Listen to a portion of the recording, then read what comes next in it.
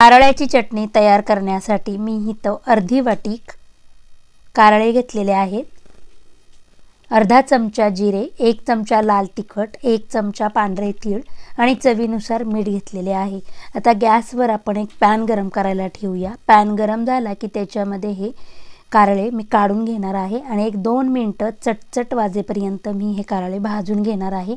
कारळे भाजताना तेल रिलीज होते आणि एक वेगळीच चकाकी कारळ्यांना येते। आता त्याच पॅनमध्ये आपण अर्धा चमचा जिरे आणि 1 चमचा पांढरे तीळ टाकून 1 मिनिट भाजून घेऊया। मिक्सरचे भांडे घेऊन मी त्याच्यामध्ये हे थंड झाल्यावर कारळे, तीळ, जिरे, 4-5 लसूण पाकळ्या, मीठ आणि लाल तिखट टाकून मिक्सरला बारीक असं फिरवून घेणार आहे। तुम्ही पाहू शकता आपली कारळ्याची चटणी तयार झालेली आहे।